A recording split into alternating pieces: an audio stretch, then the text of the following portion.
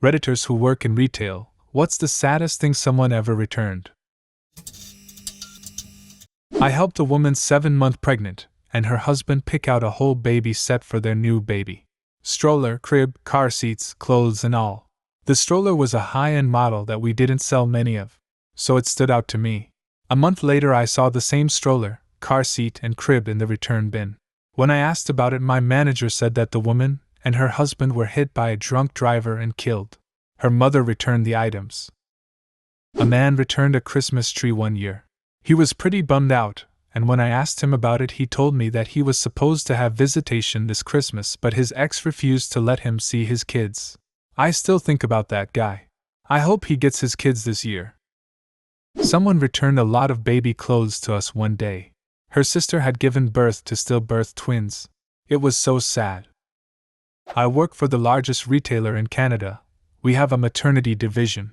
I work at head office, used to do store support, and the maternity division is the only one of our 6 that we aren't supposed to ask for a reason for a gift card return. It's never a good answer. I find it very respectful of my company though. I worked at a Subway for a year, and we shared the building with a jewelry store. It was a small business, and we always made a salad for the owners, free of charge. One day a customer at their store is incredibly enthusiastic about buying an engagement ring for their so. He told the entire Subway crew how he met her after his mother died, and that they'd been seeing each other for almost 5 years. He kept saying how he was happy that he found someone who makes him truly happy and that all the challenges in his life were necessary for him to find true love. He came back a few days later. The light from his eyes was gone. He was returning the ring. I talked to the owners later that day after he left, and apparently she broke it off with him because she fell in love with someone else. It was really sad to watch. 2 middle-aged ladies, apparently sisters, were having the time of their life in my department. One bought a ton of assorted housewares, including some relatively inexpensive but very distinctive colored glass vases. We chatted throughout. They were fun. I kept thinking how much of a real joy it had been to deal with them. The next week, she came back to return the vases. When I asked the reason for the return, expecting, "Oh, the color size didn't work like I expected," she embarrassedly explained that impulsive purchases were a problem in her manic states. I go to Depression and Bipolar Support Alliance meetings. One day one of the bipolars said that he'd bought a brand new car while manic. The depressives were a bit shocked until the other bipolars chipped in. "Oh, so did I. I bought a horse. I bought a house." Jared Allen bought like 15 families Christmas at the Target I worked for. I mean like big ticket stuff for everyone like TV, iPad, etc. It was something like $15,000 total. The next day, since I was the security manager, I was screamed at by 8 of those families that wanted to do returns for cash, saying I was ruining their children's Christmas. I made it to my lunch break before I comped out. I don't fully understand what happened. The short version: families got bought Christmas by a sportsman with his credit card. Next day some felt they were entitled to the cash value of the gifts bought instead of using the gifts for their kids. Any return would go back to the original card. Yelling happened. Christmas was ruined. I work at a grocery store where someone returned a box of crackers. She said that she doesn't actually eat the crackers, she just licks the flavoring off of them. This particular box did not have enough seasoning for her, so she licked the crackers and then brought them back. Returned her husband's replacement razors. I asked her if he was unsatisfied and maybe wanted another kind style. Nope. He died earlier before his birthday to receive them. She started crying and I just leaned over the counter to console her.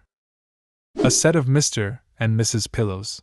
She had a tan line where her engagement ring was, a black eye, and her neck in a brace. It turns out the fiancé was abusive, but he didn't show his true colors until about a month before the wedding when he thought he had her trapped. Luckily she got out alive.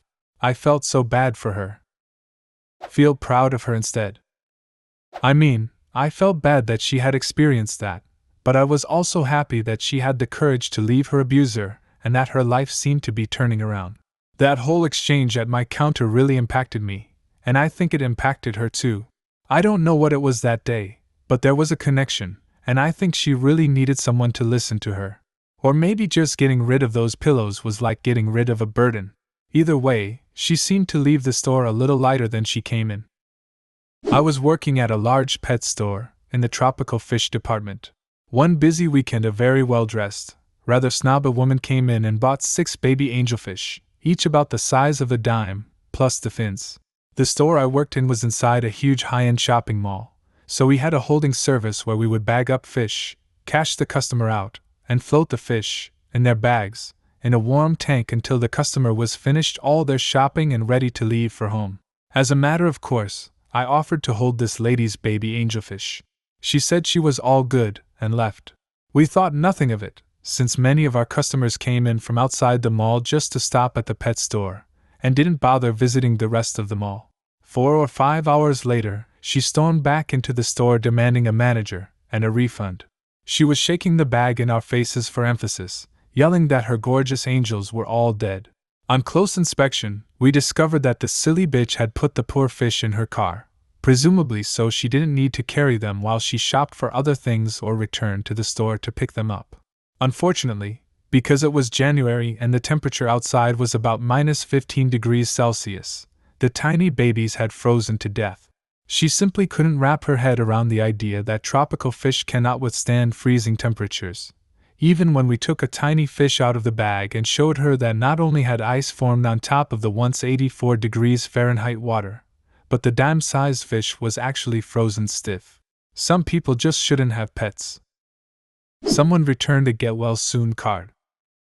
Maybe the intended recipient healed super quick. I want to believe. Or the well-wisher found out that the recipient had slept with his wife and no longer wished for a speedy recovery. Someone returned a graduation cake because their son was killed in an accident the night before. It was heartbreaking. Who the fuck is present enough to return a cake the day after their son dies? This is widely accepted as literally the most devastating thing that could happen to anyone, but $20 is $20. Ever lost a loved one? You react in weird ways, especially directly afterwards. I did something like that shocked my OB nurse. When I was pregnant with my first child, I was so paranoid about him dying inside me or during birth. I read stories about how people who prepaid their labor fee, for stuff like cord blood extraction, didn't get refunds. I thought I would mentally take care of everything. Of course, in my mind I interpreted it as, you're taking care of all the things that would come up, surely now you won't be blindsided by grief if something bad were to happen. So I'm meeting with the nurse who is explaining the cord blood extraction procedure, and how I'm to prepay $100 for it now. I said, with absolute seriousness. Oh, but if my baby dies you'll refund that, right? She had the most what the fuck look on her face, and I burst into tears and said how I was scared the baby wasn't okay, etc. Baby was fine, no issues, but the nurse and I still laugh about that at my checkups. It's this weird sense of if you take care of these insignificant things, somehow the pain of the event won't be so shocking. Go figure.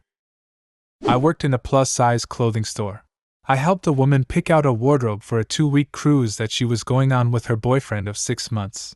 A few weeks later, she returned all the clothes unworn. I asked her if the cruise was cancelled. No, it turns out that there never was a cruise. Or a relationship. This guy was dating her as a prank, and he and his buddies schemed to see what they could get the girl to believe. She thought he was in love with her and wanted to move in together soon. His parting words to her were, "Like anyone would really date a fat ass like you." I work at a liquor store in a college town, and one night some younger guy was returning a keg barrel, only it was still half full.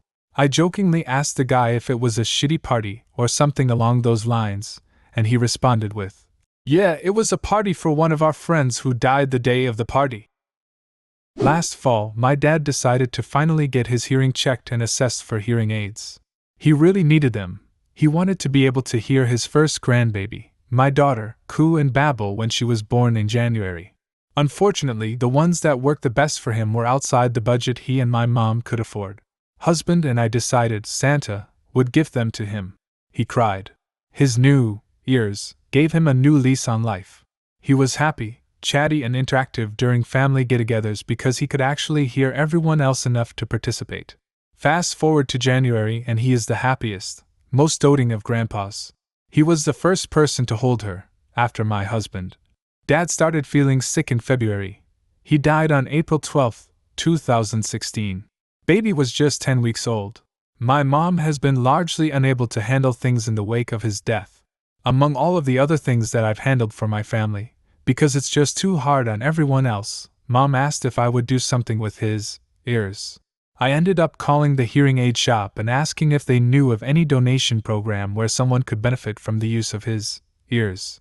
We actually ended up donating them to an elderly woman who was having difficulty communicating with her family and couldn't afford new ears of her own. Dad would have liked that. I like to think she can hear her grandbabies giggle and laugh now. I have declined the opportunity to meet her. I don't think my heart could take it, not yet anyway. A guy came into a jewelry store and wanted help to find his wife something nice. Throughout the process, he told me that they were having problems, and he thought they were going to split up. He was lovely, but slightly weird for whatever reason. Anyhow, he bought her a diamond ring and left. Exactly 2 days later he returned, sad, and asked if he could have a refund as she had split up with him. Turned out their problems were about how much money he was spending, and so she wasn't exactly thrilled he had gone and bought her diamonds. Do you have a similar story? Leave a comment and subscribe to the channel if you want to see more videos like this one.